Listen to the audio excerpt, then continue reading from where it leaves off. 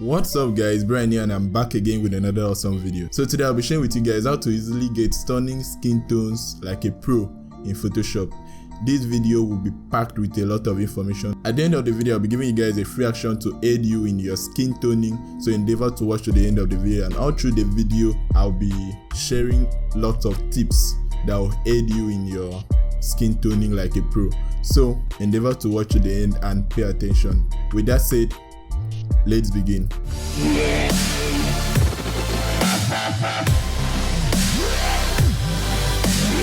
This is the image that we are going to skin tone today, and the image already looks nice. I'm going to use an action that I created, a skin toning action. But now the action won't automatically tone the skin for you. To just create some layers that you use to tone the skin. So if I play the action, I'll just click on it to play. Okay, while that is loading, in case you don't know what an action is just a set of automated processes. So let's say there's something that I do all the time in Photoshop. Instead of every time you do it over and over again, you just automate it, and anytime you want to do it, you just click a button and Photoshop will automatically go through that process for you. If you want me to make a video on actions, let me know down there in the comment section. This action just creates a group of adjustment layers that will aid me in my skin toning process. So what I'm going to aim for in this image is just to make the skin look richer and more vibrant, not too artistic. So these are the layers. They are just a bunch of layers that I use all the time, all through the years. These are most of the layers that I always use when I'm skin toning. So now if you don't want to get the action, you can easily get this same you can easily create this on your own. You just create a new group using this group icon. Either use Ctrl G or Command G, then add these layers in. Add your hue and saturation, color balance and all that, all the layers that you can see here, and you still get the same result. The first tip I'm going to share with you guys is that in order to get a good skin tone, you need a good display. I can't overemphasize this. Like, that's the most important thing when you are either color grading or skin toning. So if your laptop display is not good, then you need to either get a good display, or if your phone display is better than your laptop display, then you can be copying the picture from your laptop to your phone to look at it and then make adjustments in your laptop. Because most of the time people view your picture on phone, not on laptop, so they may look good on your laptop and look horrible on your phone. So getting a good display is paramount. After that is good lighting. A badly lit picture will have bad skin tones, so getting good lighting or mastering your lighting is also another thing that is paramount. So once you're getting good lighting and you have gotten a good display, your skin toning process will be really easy. And as you can see, this image already has good skin tone. It's just to make it better. So the first thing I always do when I'm skin toning is to select the skin only in the image. So you just zoom in to the picture, use your quick selection tool or any tool that you use for your selection, and just select the skin only. Why I do this is that I don't want my skin toning to affect the background. Because most of the time, if there is a lot of red in the skin and you remove the red in the skin, you notice that the reds in the background will also be gone. So you have to mask out your background and select only the skin. So I'll just select the skin quickly here. Okay, after you have selected your skin, it doesn't have to be perfect. Like, you don't have to make sure that every line is straight. Just a rough mask will be okay, but just make sure that all the parts of the skin are selected. Now after you have selected your skin, just take out deselect the lips and the eyes. That way anything you adjust will not affect the lips. Because if you remove reds in the skin, you notice that the reds in the lips will also be gone. Or if you change anything in the highlight, it will affect the eyes. So you don't want to mess around with the color of the lips and the eyes unless you intend to do so. So I always use my lasso tool. Just click on your lasso tool here. There are buttons up here that either subtract or add, so just select the subtract, then just quickly make a subtraction selection around it. So I'll just subtract the eyes also. After that is to feather it. You should always feather your mask. so that the transition wouldn't just be like very sharp at the edge. Let it be a smooth transition. That way people won't really notice that you did a mask around it. So to feather, just right click and select feather. I'll use 5 for this image. So now I'm done with my mask. I'll just come to my skin toning group and select this layer mask icon, and you notice that it will mask the skin. Now anything I do inside this group will only affect the skin. That's what I love it. Most people mask and put it on all the layers, but that's too stressful. Just put all the layers in one group and do your skin toning. So the first layer that I have here is my levels layer. This is if I want to make the highlight to pop more. I'll just bring this highlight slider down here. If I raise it, you can see. So I always boost my highlight a little. Let's just take it to 250. Then after that is this color balance group. At the end of this video, I'll tell you guys how to get the actions that I'll be giving you. I'll be giving you my skin toning action, then the color balance action. Now this color balance action, you need it to use my skin toning action because I use the action in my own action. So why I love this color balance action is that it will create a color balanced layer. You know, normally when you create a color balanced layer, it will separate the colors into midtones, shadows and highlights. Now this doesn't really do a decent job. So all these layers have been adjusted through the blend if sliders to only affect that portion of the image. So the shadows will only affect the shadows, and the highlight will only affect the highlight, and the midtone will only affect the midtone. So I'll just click on midtone, and under my properties I'll adjust it.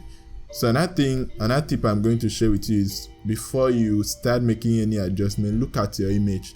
What does it lack? What does it need?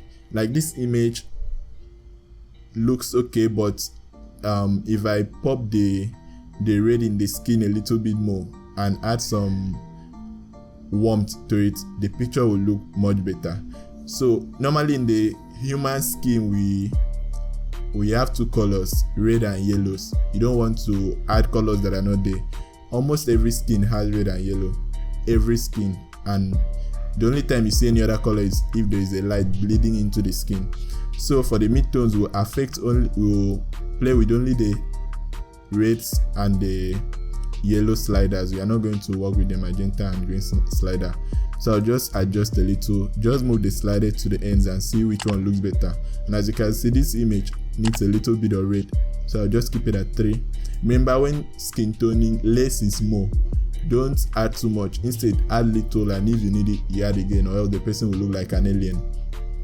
So I'll just move my yellow. Like this image doesn't need blue, like it doesn't need cooler tones, it needs a warmer color.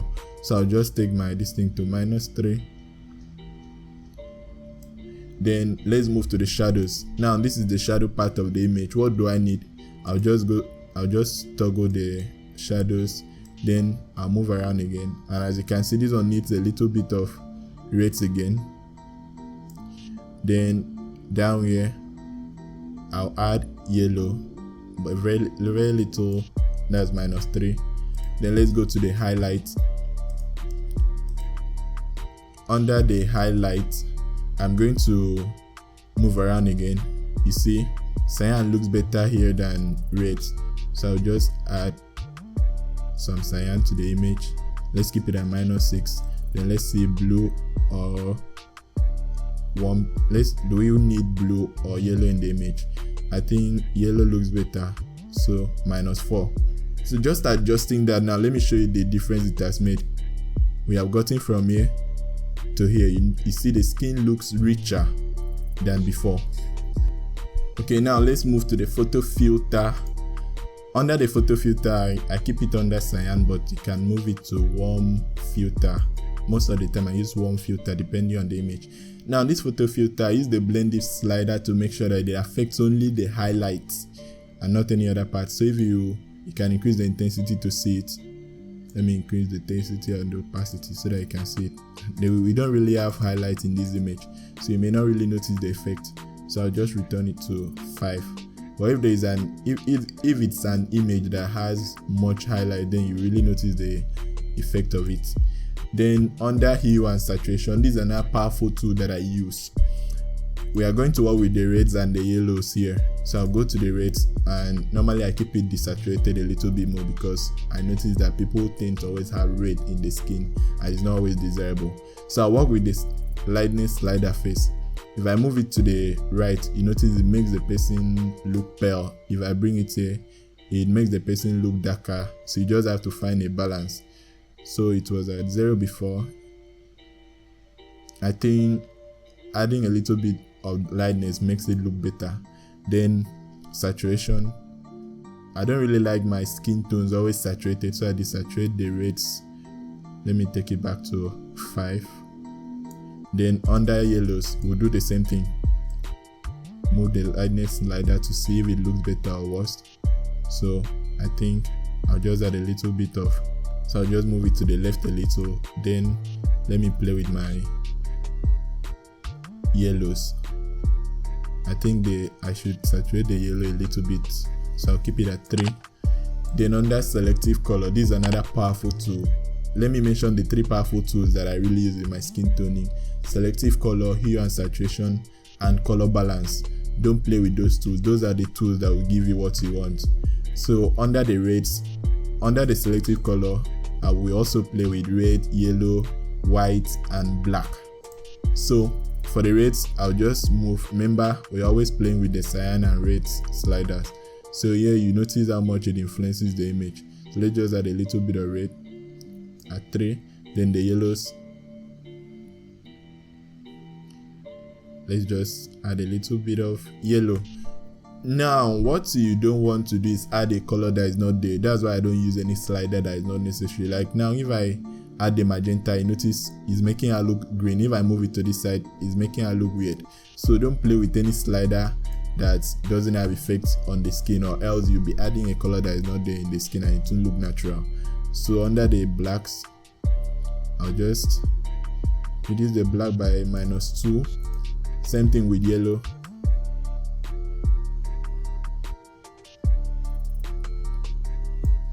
So I just eyeball it. That's why it's very important to have a good display, because if your display is not displaying your colors well, then you probably mess up your skin toning at the end of the day.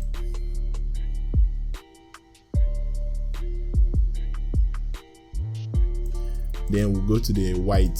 Now, since there is not a lot of highlight here, you may not really notice the effect. But if you are skin toning an image with a lot of highlights, you really notice the effect. You can even notice it here. Watch this forehead. So you can reduce the highlight or increase the highlight on the face using this slider. Then you can make it warmer or cooler. So as you can see, very little effect is barely noticeable. Then the blacks, don't add too much here, because this one will introduce colors that are not really on the skin into the skin. So what I normally do is just increase the blacks to make it a little bit more contrasty or less contrasty. So I'll keep it at 2. Then if I want to add a little bit of blues or yellows, then I can add that. I think yellows look better, so I'll just add 1. And now that's it. Let me toggle it off and on. This is before and this is after. You see how nice and richer it looks now. Let me show you zoomed out. So let's toggle it again. Before, after. Just moving a few sliders, we have this very rich skin tone. This is what I use to skin tone all my images. This is the process. It's really simple and easy. So as you can see, very simple and easy. You can do it on your own. You can just create those layers, the selective color, hue and saturation, photo filter, and color balance. But if you use my action, it will make it much faster for you. So how do you get this action? I'll drop a link to, I'll upload it on my Dropbox and then leave a link in my description box. So check the description box for the 2 actions, the color balance action and my skin toning action. So it's that easy, guys. I hope you learned a thing or two from this video. If you have any special video you want me to make sure to drop a comment down there in the comment section. Give this video a thumbs up if you learned a thing or two, or if you enjoyed the video. Share it with your friends, and don't forget to subscribe and ring the bell icon so you don't miss out on further videos that I'm going to make. See you guys in the next one.